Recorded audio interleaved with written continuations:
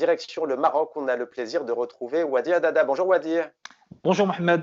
D'abord peut-être des nouvelles du Maroc. Un début de confinement a été décrété pour le 10 juin prochain. Est-ce que vous pouvez nous dire comment le pays vit cette épidémie, cette pandémie? Un peu à l'image de l'ensemble de l'Afrique, finalement, au début, lorsque la pandémie s'est déclarée, on a craint le pire pour le continent et finalement, on se rend compte que l'Afrique fait preuve d'une forte résilience et la catastrophe annoncée, Dieu merci, n'a pas eu lieu. Donc le Maroc se porte plutôt bien. On est à plus de 2 mois de confinement. Le confinement avait été décrété le 20 mars. Le déconfinement est a priori annoncé pour le 10 juin. Les populations se sont plutôt pliées aux différentes mesures, notamment tout ce qui est gestes barrières, distanciation physique.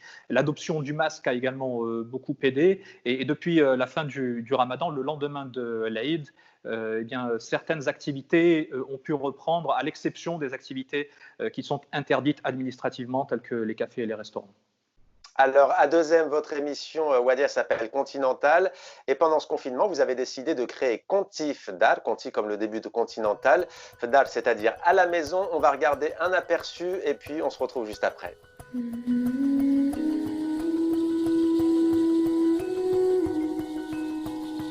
Salut à tous et bienvenue dans Conti Fdar, votre journal digital consacré au combat mené par l'Afrique contre le coronavirus. Quelle est l'ambition de cette émission? Pourquoi est-ce que vous avez décidé de la lancer? L'idée, c'est de parler des initiatives à travers tout le continent, c'est ça, dans cette épidémie? Absolument, quand le confinement a été décrété, malheureusement, on ne pouvait plus tourner Continental, puisque le magazine dont j'assure la rédaction en chef et la présentation était tourné en extérieur, avec à chaque fois un ou plusieurs invités, et on est une équipe quand même d'une dizaine de personnes.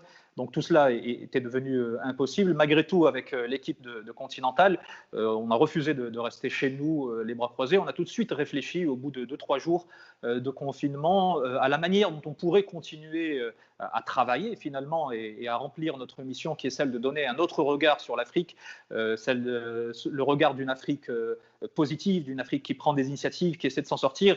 Et effectivement, la crise sanitaire du coronavirus était une occasion supplémentaire. Et donc, on a décidé chacun de notre côté de travailler à distance. Moi, écrire mes plateaux chez moi et les enregistrer à la maison, et les journalistes à réaliser des sujets à travers les images notamment qui nous sont envoyées par les agences de presse, notamment l'AFP, et également avec le concours de nos amis journalistes établis à travers le continent qui ont contribué, ainsi que les experts qu'on a l'habitude de recevoir dans Continental, qui ont également donné un éclairage, ce qui a permis de nous montrer comment est-ce que l'Afrique était en train de s'armer et de faire face à cette pandémie. Autre initiative, cette fois Wadia, sur Instagram. On va regarder ce que ça donne et après on en parle. Kenza, bonjour. Bienvenue dans Confinement Vôtre. Je vais faire une petite présentation pour les gens qui ne le connaissent pas. C'est un groupe qui a été créé sur Facebook avec le début du confinement dans le but d'aider les gens en situation financière difficile. Bon, genre tous les gens qui ont perdu leur emploi et tout, fait le confinement. Alors Wadi, racontez-nous la jeunesse de ce projet. Vous donnez la parole à des Marocaines et des Marocains. Pour vous, c'était important en cette période où on sait que les plus fragiles, notamment, sont encore plus coupés de la société que d'autres? Effectivement, quand le confinement a été décrété, la première question que je me suis posée, c'est qu'est-ce que je vais bien pouvoir faire pendant 24 heures enfermé chez moi. Donc il y a eu Conti Fdar, comme on l'a évoqué. J'avais notamment également des projets d'écriture sur lesquels je me suis lancé ou relancé. Et je me suis dit, tiens, on est dans une atmosphère quand même relativement sombre, mais la vie continue finalement. Il y a certainement des initiatives positives qui sont en train d'émerger et de se déployer. Et d'ailleurs, en Afrique et en particulier au Maroc, la solidarité a fonctionné à plein régime. Et donc, j'ai décidé de mettre mes compétences de journaliste, d'intervieweur au service de ces initiatives en créant ce rendez-vous en direct pendant 1 heure et demie à chaque fois sur Instagram que j'ai appelé Confinement Vôtre. Et j'ai invité à travers les réseaux toutes les personnes, quelles qu'elles soient, anonymes, personnalités, qui ont entrepris dans ce contexte-là une initiative positive au sens très large du terme, à venir l'exposer et raconter tout cela en direct sur les réseaux sociaux pour montrer que finalement, en dépit de ce qui se passe, en dépit du côté sombre de la situation que l'on est en train de vivre, il y a des petites lueurs d'espoir, il y a des petites lumières un petit peu partout qui nous donnent la force de continuer à avancer. Vous, en tant que journaliste, citoyen du monde, au fond, comment vous voyez la suite?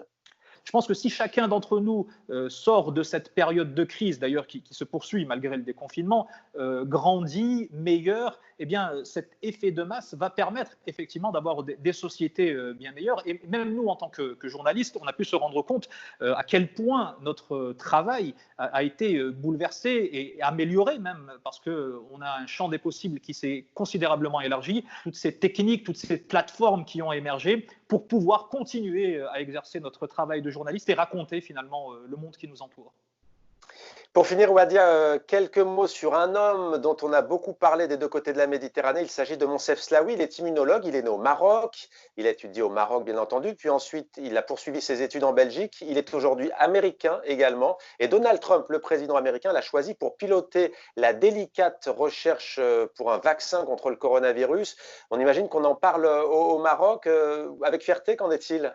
Il y a deux camps d'une certaine manière. Il y a effectivement la fierté, de toute façon, elle a été transversale, mais il y a d'abord ceux qui se sont dit, ben voilà, quand même, on a un Marocain qui traite directement avec le reste du monde, finalement, avec la première puissance mondiale. Et puis, il y en a d'autres qui disaient, oui, c'est vrai qu'on est fiers, mais on aurait aimé quand même qu'il reste avec nous et qu'il nous aide d'ici pour lutter contre le Covid. Il y a également quelques papiers qui sont sortis récemment, notamment dans la presse américaine, autour d'une polémique liée au conflit d'intérêts potentiels de par ses liens avec l'industrie pharmaceutique. Ceci étant, de manière globale, c'est quand même une source de fierté et un exemple aujourd'hui que l'on donne à la jeunesse marocaine.